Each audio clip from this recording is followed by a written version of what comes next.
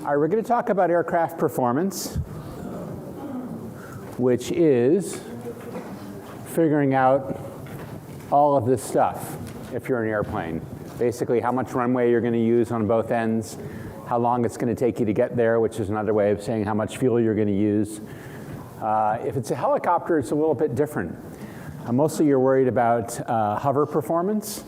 So if you're going to a friend's house, are you going to be able to park the helicopter in midair? That's called an out-of-ground effect hover, and very slowly descend into the backyard, dodging the trees and power lines and anything else. So these are all things that can be found in the aircraft manuals, and the FAA will test you on them a little bit. This is important, partly because you want to be able to complete your flight safely, and also because of FAR 91-103, which is that before you do a flight, you've got to become it's pretty all-embracing, all available information concerning weather and aircraft performance, how the aircraft's going to perform given the altitude of where you're going, and the temperature that's prevailing there at the time. Wind also, if you find out that there's a 40-knot wind scheduled for where you're going, and it's a direct crosswind to the only runway, then that might cause you to choose a different airport. Okay, here's a reminder of thrust and drag. Whenever you're generating lift, you're also generating some drag, and that's lift in the unwanted direction of backwards usually. So the aircraft is also producing parasitic drag by trying to punch its way through this viscous fluid of air. Where these summed up drag curves intersect is pretty much the bottom of the total drag curve, the minimum drag, or L over D max. The climb performance, the best speeds to go are all kind of tied into this drag curve. The best angle of climb is what you use. That's a slower airspeed, and the best rate of climb. If you're in a small airport trying to clear the trees at the end of the runway, you're going to fly VX, the best angle of climb. This is one of those few V speeds that you're actually expected to know the abbreviation for. And if you're going to just take off out of a big airport like Hanscom Field and just want to get up to your cruising altitude reasonably quickly, then you, hey, thanks, Richard. Richard's a Mooney pilot. Made it to California many times.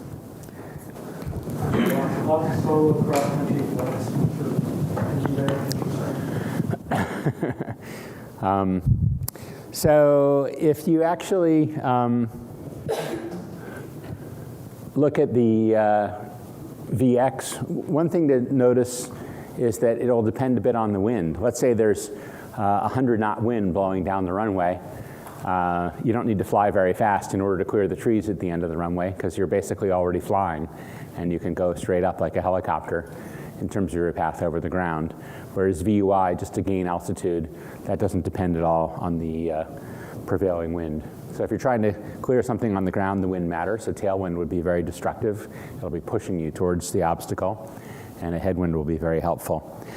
Cruise climb, most of the time you don't actually push the airplane to these speeds. They're pretty far nose up, which is a little bit alarming to passengers. And it's harder to see over the nose, and the engine isn't getting as much cooling air at these lower speeds.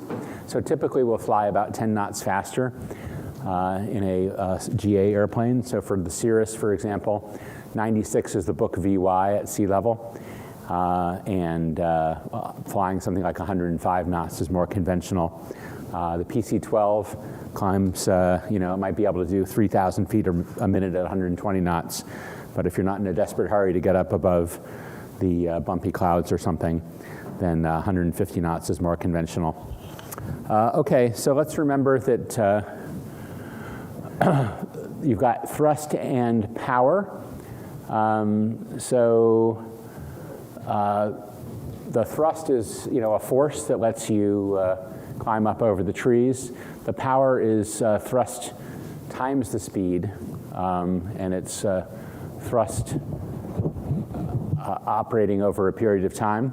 So the more excess power you have, the higher the rate at which you can climb. Anyway, we'll see some more of that here. You've got best glide ratio. If you want to get to the decent place to land and you've lost your engine, what's a good speed to fly? Well, L over D max is an excellent speed to fly because that's where the lift over drag is at its highest point, and you'll make the best time over the ground. Again, that has to be adjusted a little bit for wind. If you're going into 100-knot wind and the Cirrus best glide speed is 96 knots, that's not going to work out very well. You're not going to go anywhere over the ground.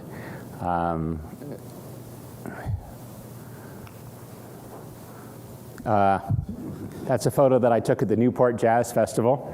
I don't want to say self-portrait. Anyway, weight has a huge factor on all these speeds, because actually a lot of them are related to angle of attack. And it certainly affects your performance. So everything about higher weight is pretty bad. Wind, you might think that a tailwind is always good, but really the tailwind is only good for extending your cruise range. Everything else, pretty much, the headwind is better for. So basically, think about the headwind again. Think of these extreme cases. If you've got a 100-knot wind right in your face, then you can fly without moving. That's basically a wind tunnel. Okay, center of gravity. This is also a little bit counterintuitive. If you load the airplane up so that all the weight's at the back, and it's super nose up, and you're having to push the stick forward to keep the plane level, that actually is where you get your maximum performance. Everything is better about having an aft center of gravity, with one exception, which is the stability of the handling of the aircraft. And obviously, if you load it up so much in the back that you can't push the nose over, that would be outside of the CG range, or well outside of the CG range, let's hope, then you wouldn't even be able to control the aircraft because you can't get the nose down enough. So having that forward CG gives you more stability. That's where you're going to be when you're a student pilot. If you're in a 4-seat aircraft and it's just you and the instructor in front and the back seats are empty, then it's pretty obvious that that's going to be a somewhat forward CG because the aircraft is designed to hold at least some weight in the back seats. One thing you can do is sort of just as a first approximation, pay attention. We're going to have a talk on weight and balance later from Tina, but just keep in mind that the aircraft is kind of designed for 2 adults in the front and maybe 1 adult in the back or 2 kids in the back. So if you load it up that way, it's almost always going to work. If, on the other hand, you have a big heavy friend and his other big heavy friend or his box of anvils, and the guy says, well, look, I just want to sleep in the back, I don't want to be up front and get distracted, and you're a lightweight person all by yourself in the front, that's a situation where it's important to really do the calculations and think carefully about it, because that wasn't something that Cessna and Piper were thinking about when they designed the aircraft. Okay, atmospheric pressure. Remember we talked about how the atmosphere is going to be expanded when it's hot and contracted when it's cold. And the altimeter is really telling you how much of the atmosphere you've climbed up through. So you can see here on the right, if you look over here and you're measuring your altitude, you're basically getting this whole stack of molecules contributing to the pressure, whereas if you're up high in the stratosphere or something, only a handful of molecules are on top of you, putting pressure into your altimeter. Okay, here's that standard atmosphere again. So you can see it's 299 or 2 and 15 degrees at sea level. So the aircraft performance is hugely affected by changes in air density, which themselves are affected by the prevailing pressure, which is mostly a function of altitude, the temperature, and the humidity. Usually the conditions are referenced to the ISA, the standard atmosphere. If it's the summertime, it'll be ISA plus 15 or ISA plus 20, and if it's the wintertime, it might be ISA or ISA minus 20. When the air density is reduced and there are fewer molecules around, the engine is not taking in as much air for combustion. Remember that the jet engines are normally aspirated, and the piston engines also that are without a turbocharger, they're just trying to burn up a fixed volume of air, and that's going to correspond to a different number of molecules of air and fuel depending on the altitude.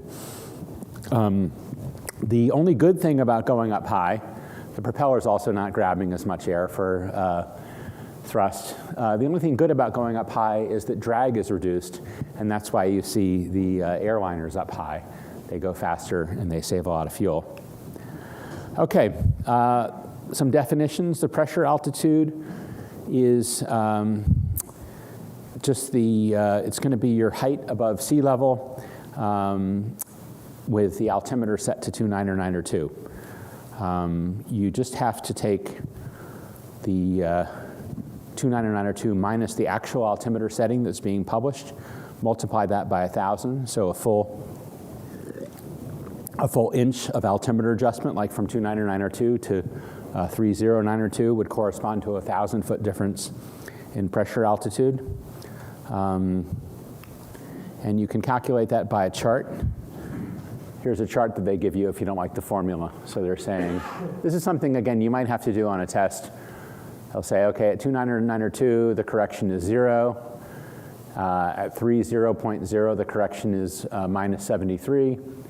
So up here you can see we've got this formula where we interpolated between the two to try to figure out what would the pressure altitude be if we start with a field elevation of 3563 and the altimeter is 29906, which is just a little bit non-standard. We would expect a 40-foot difference. If we look at the table and we interpolate, we come up with a 36.5-foot difference, and we find out that the airplane feels as though it's only at 26 feet above sea level, assuming the temperature matches that ISA standard. All right, so density altitude is a lot more important, and oftentimes it'll be reported on the ASOS or ATIS. So the airport will actually tell you density altitude is 3,000 feet or 2,000 feet or whatever it is. That you get from correcting what's usually a relatively small correction for pressure altitude compared to the actual altitude, but correcting it for the non-standard temperature. I think, as I said earlier, flying is a lot more popular in New England in the summertime than in the wintertime, so it's usually warmer than standard. The density altitude has a huge effect on performance, and it's a nonlinear relationship, so you have to look it up in a table or calculate it with the E6B. We'll see. Maybe I'll play around with the E6B, or also people can look at it during breaks. I have the slide rule and the manual right here. And I think I will try to get the document camera going, so maybe I can show you guys some exciting slide rule activities. Okay, so you can calculate it, though, using the E6B, like I said, using charts, and there's various web and app way of doing it. So the density altitude, here's a chart. So again, this is the kind of stuff that's on the written exam. You guys are all pretty good at working with charts and tables, so I'm sure you won't have any trouble. They're giving you these initial conditions up here on your left. So you look to find where the pressure altitude is on the chart, and it says to, add 626 feet, which is interpolating between those two. Then you've got this pressure altitude line of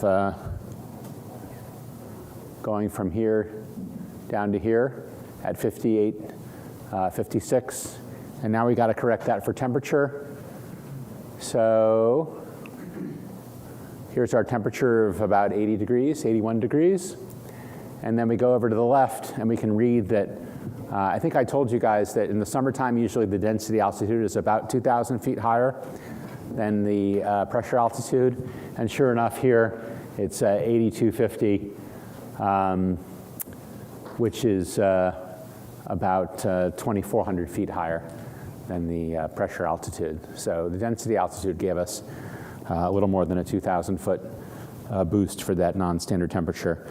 The reason it's so much, I guess, is it's not, 80 degrees at sea level wouldn't be that high above the standard temperature, but 81 degrees Fahrenheit at a mile above sea level is quite a spectacular temperature given the compared to the standard atmosphere. Let's go back to standard atmosphere.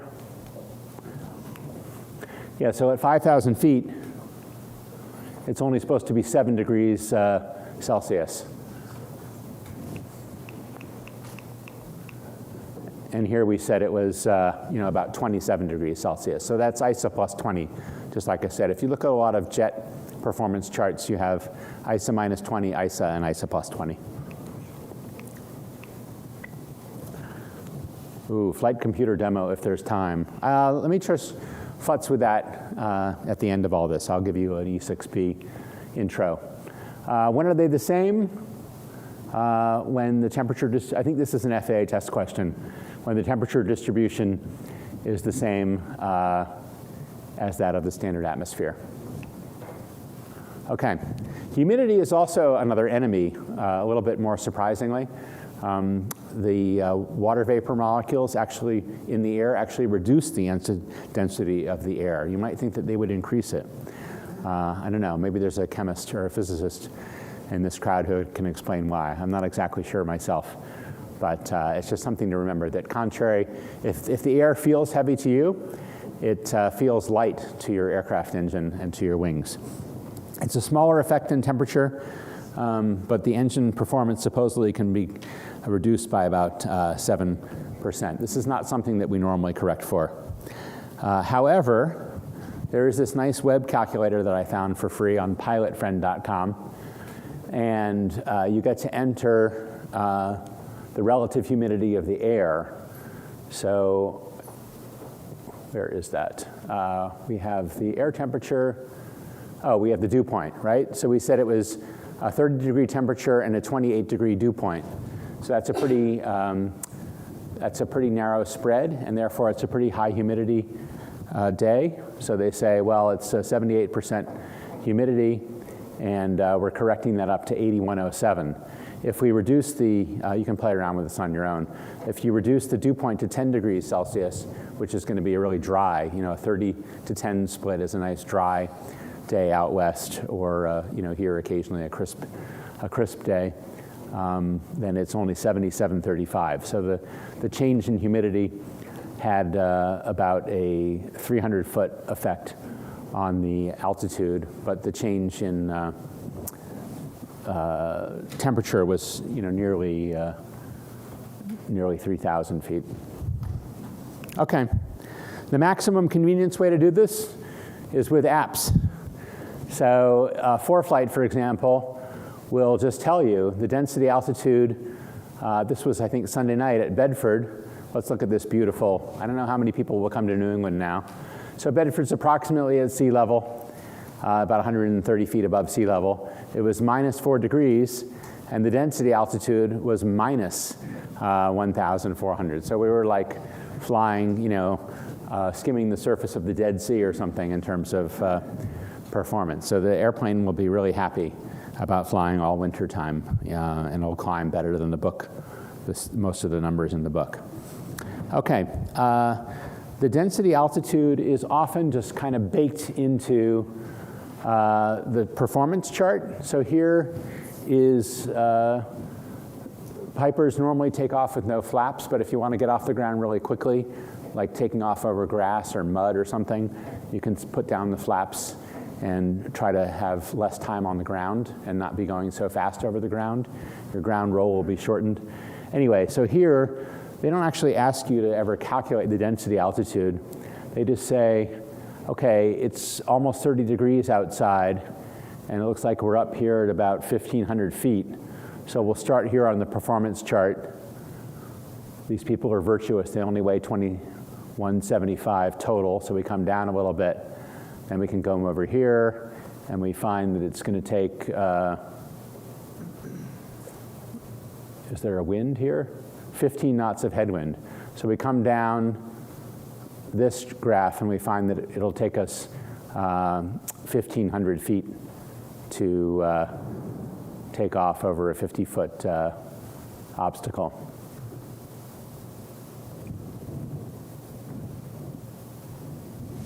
Fair enough? So anyway, we never figured out what the density altitude was. It was just something that affected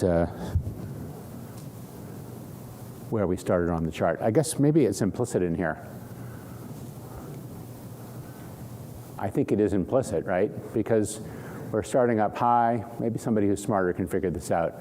Yeah, so sea level at 0. Yeah, I think we can pull it out of those graphs, but nobody would, because what you're really interested in is the number of how long you're going to be on the runway. All right, you'll have to slow down if you're in turbulence. So if you plan for some kind of flight a certain amount of time, and it's going to be very bumpy. Remember we talked about maneuvering speed. Depending on your weight, you'll have to slow down to avoid bending the aircraft, or turbulence that's severe enough to bend the aircraft is extremely rare, but turbulence that's sufficient to make you and your passengers unhappy is a lot more common. And in both cases, you pull way back on the speed. So in the Pilatus, for example, you'll pull back to 150 knots from 200 knots. In the Cirrus, you might pull back from 130 down to 100, and in a helicopter, you'll pull back from 110 knots to maybe 70. Okay, pilot technique. So all the book numbers, depend on the pilot doing what the book says. So think about, clearing an obstacle at the end of the runway. That's depending on the pilot rotating, within a couple knots of the specified rotation speed, getting the gear and the flaps retracted if they've been deployed, or if the gear are retractable at the recommended airspeed, and just generally having the pitch attitude and the airspeeds where the manufacturer tested the aircraft. And think about you might say, well, anybody can do that. You're rolling down the runway at Hanscom Field, it's 1.5 miles long, you're fresh. So that performance you're probably gonna come pretty close to the book performance. But think about doing a go-around. You've just done a 2-hour flight. You were trying to land at the airport, somehow either there was somebody else on the runway, or you didn't get the approach just right, so you decided you're gonna go around and try again. At that point, you've got to reconfigure the airplane, change the flap configuration, change the gear configuration. There's a couple interesting incidents that have happened. Like one of them, well, it was unfortunately not very interesting for the people involved, but there was an American Airlines flight that got disoriented in Colombia in the clouds. And the terrain warning system said, terrain, pull up. And so they advanced the thrust levers. You can follow that link and read about it. They advanced the thrust levers and had maximum power, but they they had the spoilers deployed for descent. They didn't retract the spoilers, so the airplane was climbing, but not nearly as well as it would have without the spoilers retracted. So that's an example where, in a critical situation or a fatigue situation, you may not. I wish I could get this.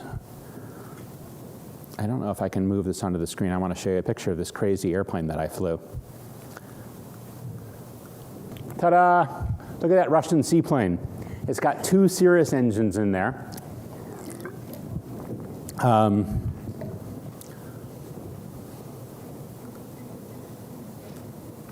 I don't even see the second engine. Well, there it is. You can see that propeller over there.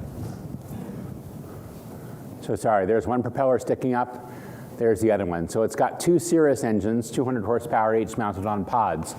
And if you say, how can the airplane climb after an engine failure on one little Cirrus engine when it has, I don't know, I think it could seat 7 people? The answer is it really can't.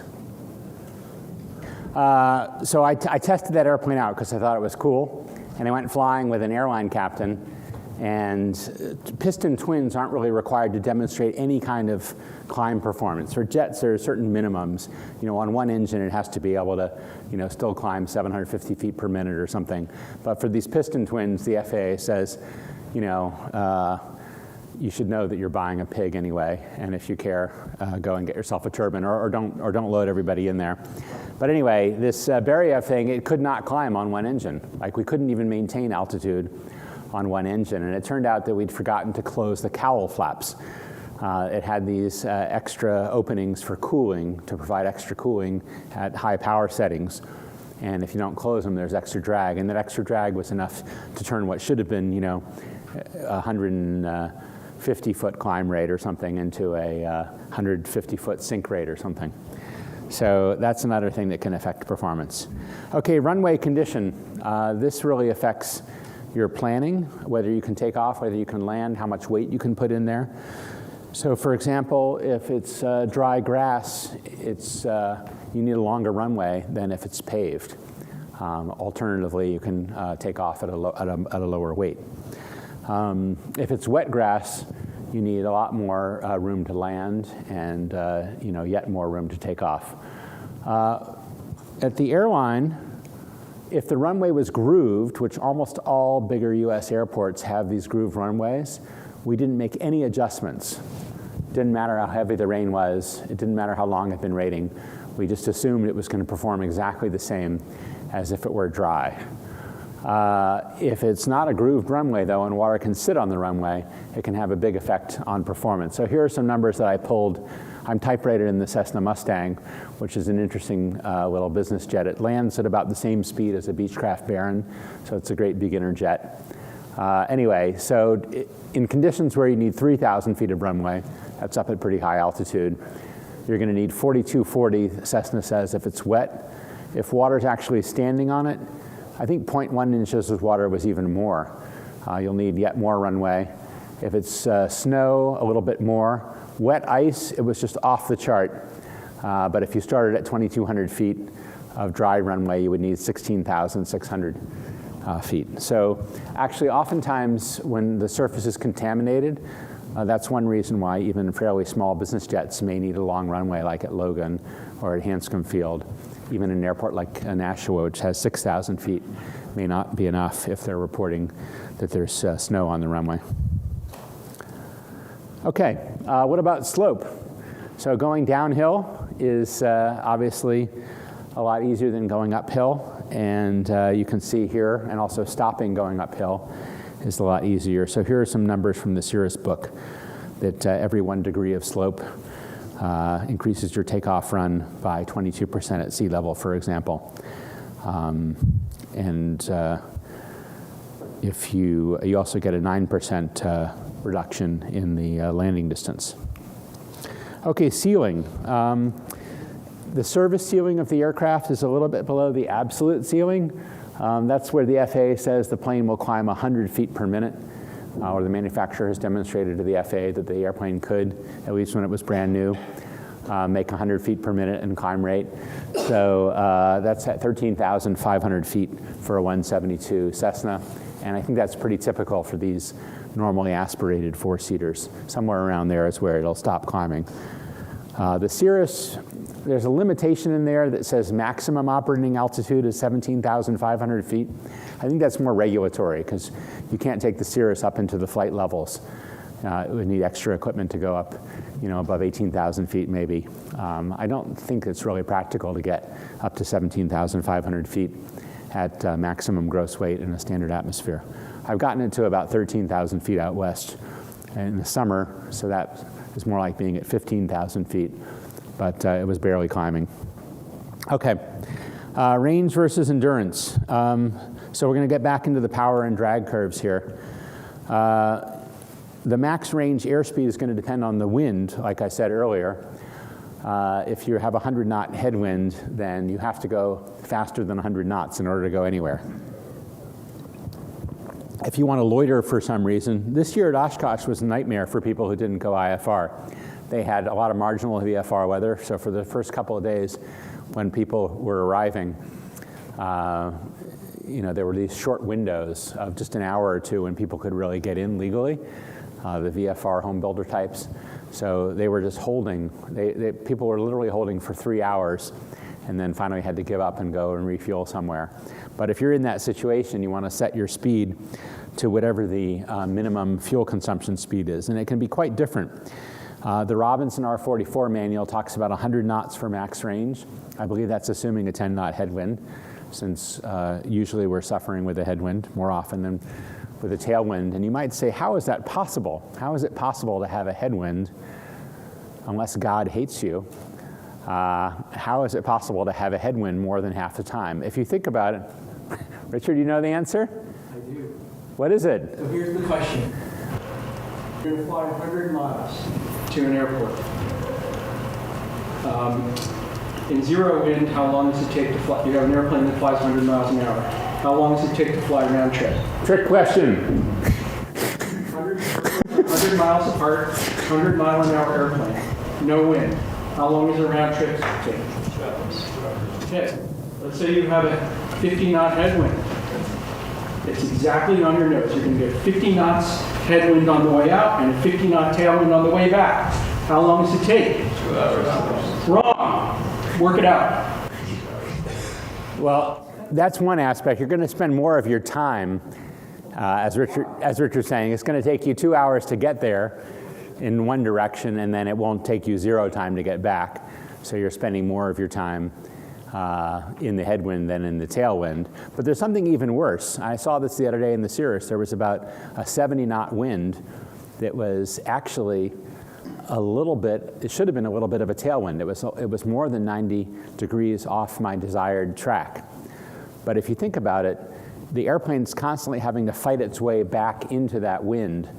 So it's effectively taking a longer flight path. So even a wind that is directly a beam wind, 90 degrees off, there's actually the majority of the circle, of the 360-degree circle of wind directions, the majority of that is subtracting from your performance and has at least some headwind component. Sound crazy? Think about it, yeah. So if you're going 100 miles and there's also this 100-knot side wind, you're having to spend quite a bit of your energy continuing to steer into that side wind. Okay, here is a power and drag curve for an RV6A. The experimental guys are, in this case, more aggressive about producing charts. So if you actually care about where you're going, you want to be a little bit up the power required curve. You want to find out where it's tangent to one of these lines going back to 0. And if all you care about is maximum endurance, you just want to be at the point where the curve is at its bare minimum, because then you're consuming the least power and, in theory, burning the least amount of fuel. Does that make sense?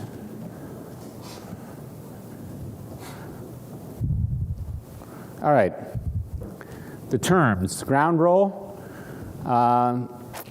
These performance charts in the book that you get with the airplane, they will assume a static start. So that means you're holding the brakes, you slam the power forward, you let off the brakes, and you're going to get the book numbers because there's no acceleration time for the engine. And actually, that's how jets are supposed to take off too. But you probably remember from your commercial flights, that's not really how it happens. The pilots don't hold the brakes. It takes maybe 10 seconds for a really heavy jet engine to spool up to full power. They don't just sit there holding the brakes, the engine's at the max and everything's screaming and the airplane shaking because it's just uncomfortable. So they usually cheat. Technically they're not really supposed to do it because, at that point you're test pilots. You don't really have any data for a rolling takeoff. But it's, again, it would be kind of unnerving for passengers, I think, if they were sitting there with the airplane straining against the brakes. Okay, same deal here. Ground roll and the total distance to clear the 50-foot obstacle. This is what I was telling you about the other day with the Cirrus hero who wanted to go to, I think, about 2,500 feet of runway. Actually, we had to subtract some. I think it was 2,700 minus 400. He had about 2,300 feet of runway. And he wanted to go there in the Cirrus, which takes 2,100 feet. Another guy actually wanted to go to, there's a private air park in Falmouth, Massachusetts, where you can have a house right next to the runway and keep the airplane in your garage. And that airport's only 2,300 feet long. And another East Coast Aero Club guy, I was handing the airplane over to him, and he had his huge friend with him. This guy was like a NFL linebacker. So it was just the two of them, but big. And he wanted also at full, topped off on fuel, so they're going to be right at gross weight. I said, where are you going? He said, Falmouth. I said, he'd just gotten his private pilot certificate, a few months earlier. This guy was not commercial IFR rated like the other. And I said, look, if you do everything perfect, you're going to use up 92% of that runway because it's hemmed in by these obstacles. So don't do it. So he did end up going to Hyannis, I think. All right, landing technique can actually affect the performance. So they talk about like an average pilot, the book numbers, they're predicated on extremely aggressive braking, like right to the point where you would flat spot the tires. So don't count on getting those book numbers unless you're willing to be more aggressive than probably you would want to be. And actually, I'll tell you a story about my airline days. I did a visual approach into LaGuardia, and with jets, it's not conventional to try to do the really greaser landings that you would do in a little airplane, because you need to get the airplane down and the spoilers to pop up. The jets are very efficient gliders. They don't have a big prop in front. And when you pull the power back on a piston aircraft, it really slows down dramatically because the prop has a lot of air resistance. None of that's going for you with the jet, which is more efficient to begin with. So basically, the task of an airline pilot is really to slam it on, and that way the spoilers pop up, and then the brakes start really working effectively, and you turn off the runway in LaGuardia before you go into the river. So I landed like a Cirrus because it was my first month on the job, and I chewed up probably 1,500 feet of runway before the airplane touched down, and I applied fairly gentle braking and thrust reverse and turned off after about 5,000 feet of runway, and the captain was like, that sucked, I'm going to show you how it's done on the next leg. So we did LaGuardia to Charlotte, North Carolina. Who else did that leg? Captain Sully. So he dumped his passengers into a filthy cold river, and they called him a hero. I got my passengers to Charlotte warm and dry, and where was my medal? Where was my fame? Nowhere. All right, so life is unfair. You've learned that. Anyway, so the captain takes this one, air traffic control lines us up. Instead of the visual approach where you're doing everything by eye and following another aircraft and you can't use any of the fancy automation, we were lined up 10 or 15 miles out for a straight-in approach to this angled runway at Charlotte. And all the captain had to do was on autopilot. All he had to do was tweak the thrust levers for the perfect airspeed. The autopilot's flying. He disconnects the autopilot a couple hundred feet above the ground. Now he's hand flying. All he has to do, the CRJ doesn't have, the 50-seater doesn't have any leading edge devices, so it has to be pointed down a bit like a lawn dart. It's not that different from landing a Cirrus, but it's unconventional for an airliner. The airliners, you notice, they usually, because of the leading edge devices, even when they're going 120 knots or so, they can be kind of nose up, and they still fly pretty well. So the airplane almost can be flown, and it can auto land in some cases, onto the runway by itself with just a slight additional flare at the end. The CRJ has to be kept nose down 145 knots, faster than all but the very biggest jets. And then it has to be, flared from -5 to maybe +5 or +7 at the end. So the captain, after telling me what a bad job I had done, he flared about 5 feet too high. And the airplane just sailed over 4,500 feet of runway, I think, before it finally touched down. Then he slammed on the brakes, maximum thrust reverse. We barely made it off. I think we made it off after 7,200 feet of runway. So it would have been, in the water in LaGuardia. So that's the kind of thing where, you can't, that's why these safety margins are good to build into your own flying, because, that the book number said the airplane would land a lot shorter than that. Also in a jet, there's really not a good go-around technique. Once you're below 50 feet, you're not supposed to try to add power and go around because it takes a while to spool the engines up. All right, in turbulence, you usually will increase your approach speed, which means you're going to chew up more runway. You're supposed to add half the gust factor as a rule of thumb. So if the wind is 15 gusting 25, you're going to speed up your approach by 5 knots, and I got the numbers here for the Cirrus. 75 is kind of a good overall number, and then you'll beef it up to 80. But that means, unless it really is a headwind when you're landing, you're going to chew up a little more runway than expected. Okay, flaps, as Tina mentioned, they enable you to keep your approach speed low while having a nice steep approach angle. So that's good for getting over trees and stuff. If you're in an aerobatic airplane or something else that doesn't have flaps, you can actually slip and kind of go sideways down towards the runway and get over the obstacles. But it's a lot easier just to put the flaps down. Okay. The charts come in all kinds of variations in the POH, especially for the bigger airplanes. You'll have 10 charts that look identical except for a couple numbers, like the exact flap position, whether the anti-icing is on or off. The Piper Warrior POH is a lot simpler, and that's some of the charts we're going to cover, in addition to some of the anonymous airplane charts that the FAA gives you with the test. So one thing to remember if you're a renter, in addition to the fact that you want to build in maybe some charter and airline minimums into your flying, is that all those numbers were with the brand new airplane that was perfectly straight and had a perfect engine. Okay, so wind components, you're going to get shorter takeoff and landing distances with a headwind. A tailwind, actually, it may not be legal to operate a high-performance aircraft on a runway with a tailwind of more than a certain amount. I think for the CRJ, it was 10 knots. We just simply could not land with a 10-knot tailwind, or more than a 10-knot tailwind. Crosswind is a little bit different. You'll get a max demonstrated crosswind component in the manual, so it'll tell you a test pilot managed to hold this airplane straight on the runway with full flaps or whatever the normal landing configuration is. And there was enough rudder to, land with a 15-knot crosswind. So that's max demonstrated. It's not a limitation. So you may, if it is, it'll say this is a limitation. But max demonstrated just means a test pilot did it. It'll probably work for you too, if you manipulate the controls in the same way. And beyond that, you can't be sure. So one thing that people will do is they will adjust the flap amount to have a reduced use of flaps in a heavy crosswind. That keeps the airspeed up. You will chew up more runway, but when the wheels actually touch the ground, the wheels provide a little bit of stabilization and help keep you from getting blown off the runway. You're going to see tomorrow, Dojo from the Brazilian Air Force is going to tell you about testing the various airplanes, but especially the Super Tucano in very heavy crosswinds.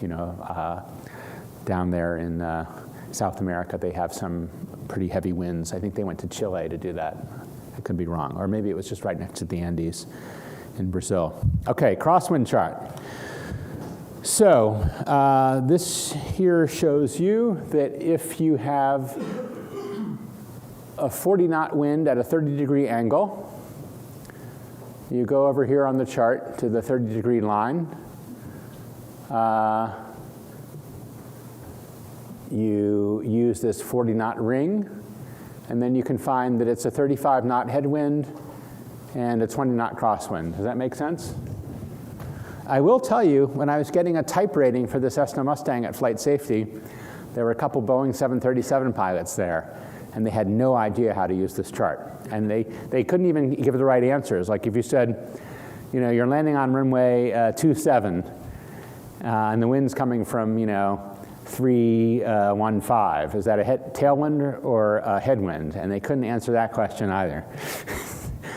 Basically, all they do is go from tower to airport to tower to airport. The tower tells them what runway to use. They were from the Philippines, so I guess it's not, insanely windy there like it would be in Argentina. I once landed in Argentina in Ushuaia on a commercial airline flight, and it was 50 knot. The wind was, I think, 35, gusting 50. And the pilots, I talked to them afterwards. They said it was just a normal day. Like they wouldn't even bother talking about that. So anyway, these skills apparently rust I'm sure those guys, had used a chart like that at one point in their training. They did get their type rating, so the good news is you can get your type rating without knowing how to use that. Okay, here's one of the FAA charts. This is what they give you on the test. It's a lot easier to use than the POH.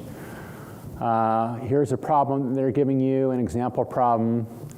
Let's see, we're at somewhere in Colorado, apparently, 5,650 feet. We weigh 2,950 pounds in this airplane that they won't tell us what it is.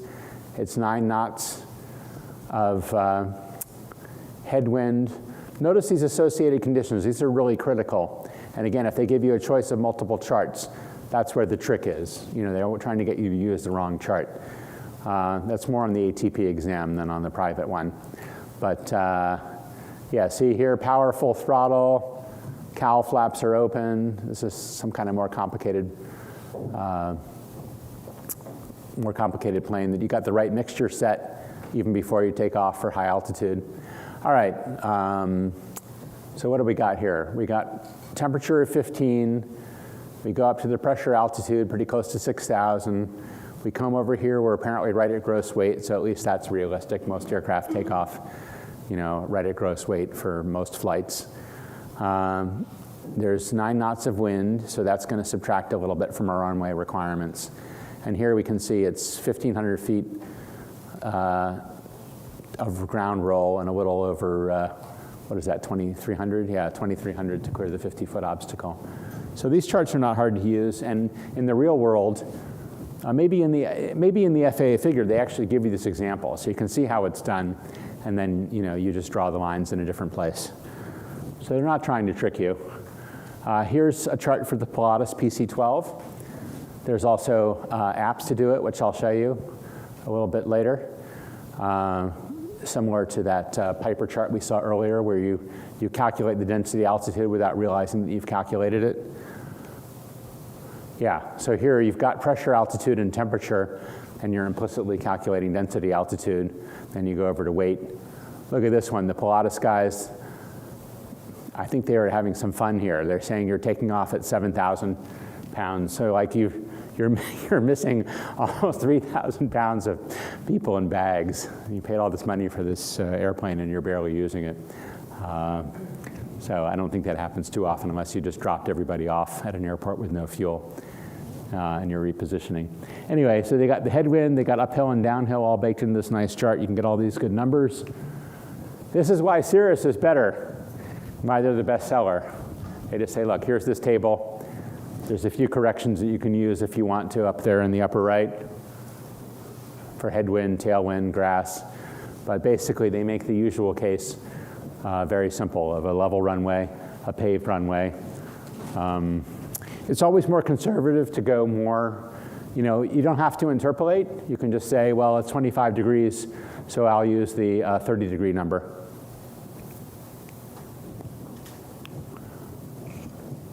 Okay.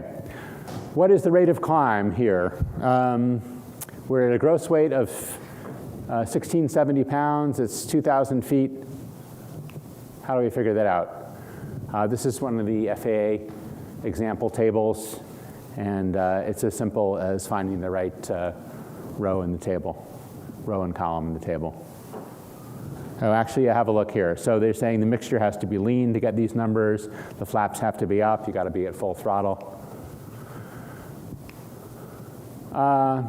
Okay, same deal, max rate of climb. I forget if this is this might be a Piper chart, but you can see that associated conditions up there in the top left. That's absolutely critical. The gross weight. Cirrus, actually, a lot of the performance numbers in the Cirrus for cruise speed are at like 2,600 pounds. And you're flying along at, 2,950 because you took off at 3,000. You're wondering, like, oh, how come I'm not getting these numbers? But of course, they're being optimistic about, they're putting their airplane in the best light by positing some weight that probably doesn't exist in real life. All right, here they give us an example of 5,000 feet pressure altitude, OAT of 16 degrees, so ISA plus 11, max rate of climb 374. So I guess, yeah, 5,000 feet. Here's ISA plus 11, it says 376. with some kind of an elaborate interpolation, I guess you find that last couple of feet per minute that you subtract. Here's cruise charts. I think, again, this is from the FAA test supplement. They're just giving you, remember I told you it would be ISO minus 20. That's the chart on the left. The one in the middle is a standard day, and on the right is a summer day, ISO plus 20. Notice that they'll give you fuel flow and the true airspeed given various engine speed and manifold pressure settings. This looks like it's for a piston twin. Okay, landing performance is pretty similar kind of chart. I'm not going to go through this exactly, but you can see they're giving you the worked example. And you come up with, let's see, it's going to be about a little over 1,000 feet of ground roll and 1,700 feet, they claim, to clear a 50-foot obstacle. Here's an FAA question, actually. So let's see. Determine the total distance required for takeoff to clear a 50-foot obstacle.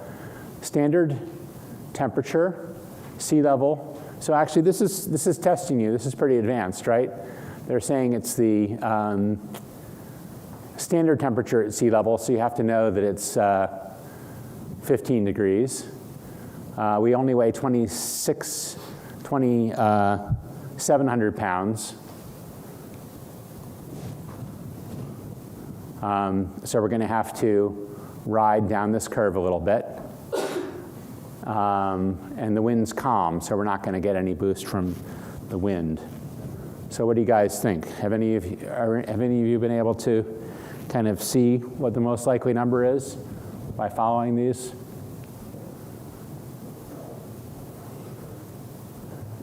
Somebody says A. Let's see. It's a little bit lighter. That kind of makes sense. But on the other hand, the wind's calm. So we didn't get that reduction from the wind. Let's see. So if we came down here, it's going to start from sea level, 15 degrees, come over here, come down here. Over a 50-foot obstacle, and then we have to go up.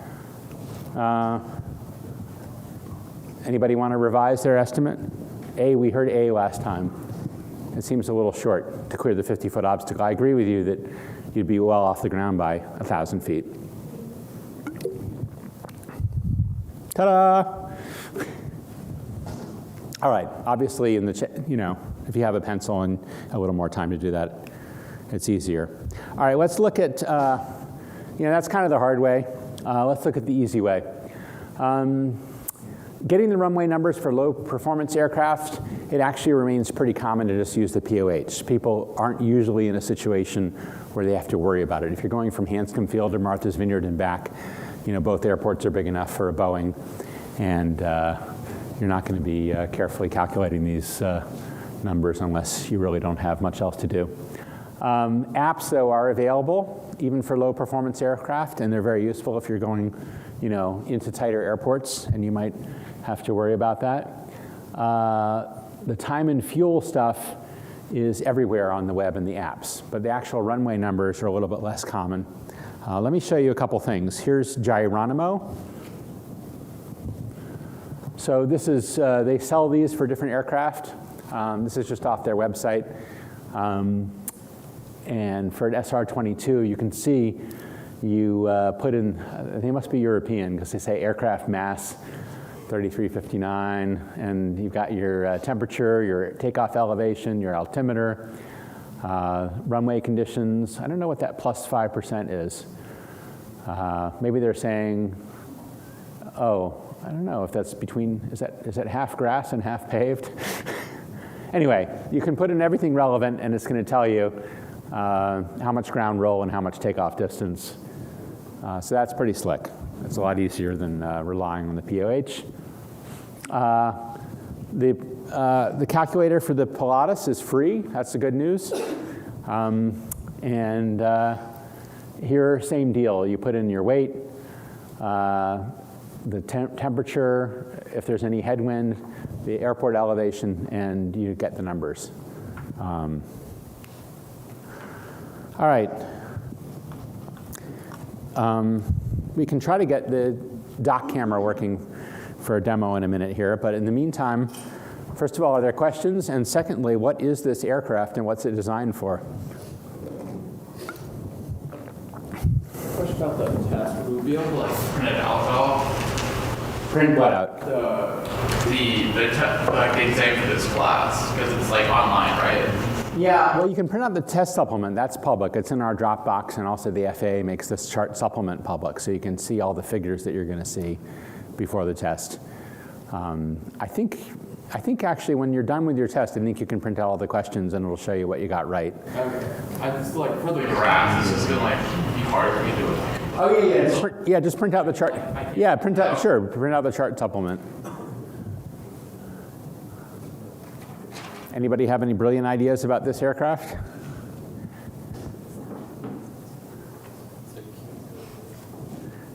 It says Grizz on it.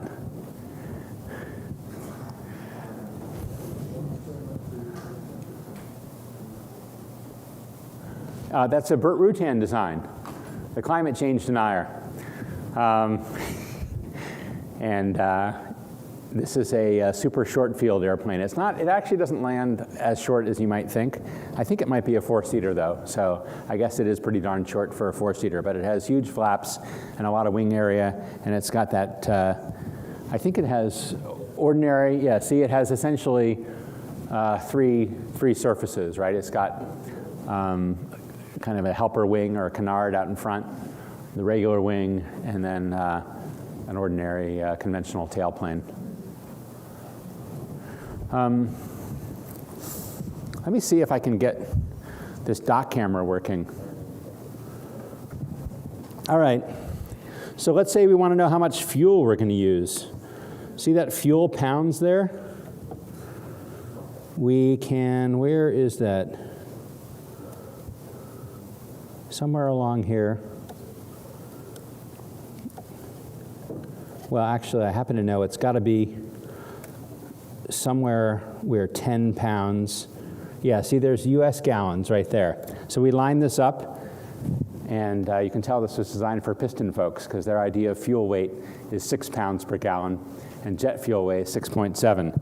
But at this point, now we got our handy slide rule. So we know if we load on, for example, 10 gallons of fuel, it's going to be 60 pounds. And if we load on, the Cirrus holds 56 gallons, so that's going to weigh 335 gallons, 335 pounds. More to the point, you can calculate density altitude. So over here, for example, you can say the pressure altitude is, let's call it sea level, and it's very hot though, it's plus 40 degrees. So now you see the density altitude up there is about 2,000 feet. Does that make sense? So you've set the pressure altitude at the bottom or inside this little window at 0, and then the density altitude gets read out here after you line it up with the temperature. There's also something that you can do, well, just with the basic rate. So let's say you decide that you're going to be going, this is more for performance planning, but let's say you're a Cirrus and you're going 150 knots. If you end up needing to go, let's say 300 nautical miles, it tells you that'll take you 2 hours.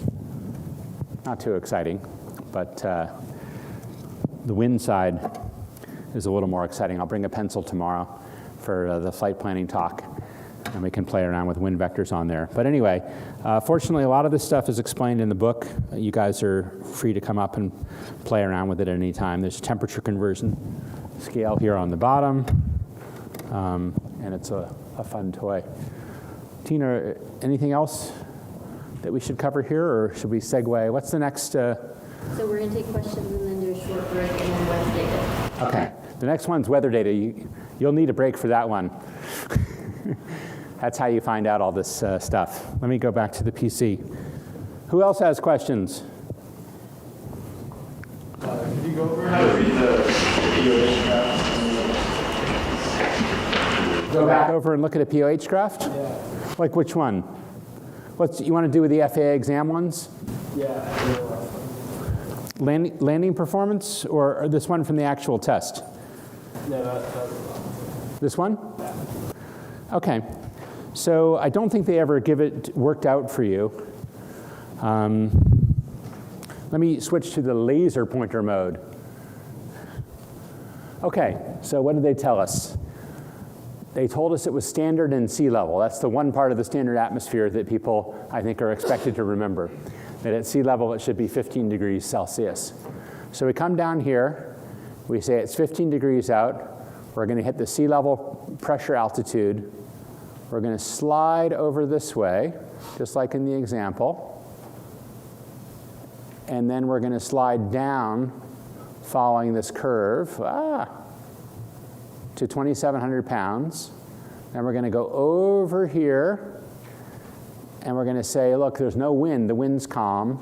So we'll keep going over here, and we find that we need about a little less than 1,000 feet, maybe 800 feet for a ground roll. But to clear the 50-foot obstacle, look at the bottom there, we need to go up following one of these lines, and that's how we get to the 1,400 number. Did that help? You still look a little bit skeptical. Yeah, it just doesn't look like that line is. Well, remember we would be doing this with a virtual pencil. None of these lines are just for reference, telling you kind of what slope to follow with your pencil. So it's not like these are the only available points. So it's not like it's going to be either this for the answer, or this for the answer, or this for your answer. Even in their worked example, you can see their red line for the answer is just parallel to that gray line. They're not picking one of the gray lines. So they're guidelines for how you should move your pencil in each phase. I hope this motivates you to buy that Geronimo app. This certainly would motivate me to do it. If you want to look at it on a real book, I'll pass around. Again, this is my POH for Cessna 172, so this might be the type of plane that you're using as your training aircraft. And I have a couple pages that are marked with a piece of paper. So one talks about how you calculate the takeoff distance, and one is weight and balance. We'll actually have a whole section dedicated to weight and balance, but just to give you a sense of how you can follow with your pencil, and you'll actually see some pencil markings of my own fairly close to the limits here of our center of gravity moment envelope here, but still within the box. So just to give you an idea of how you can do that with a real paper and pencil. General question regarding pressure altitude and density altitude. So is it that we use density altitude to measure the aircraft performance, but we can measure only pressure altitude in an aircraft, so we need some sort of conversion between pressure and density? Is that the reason? Yeah, so the question is, we don't have any kind of readout in the aircraft for density altitude, so is that why we're always calculating it with our handy E6B or listening to the ASOS or whatever?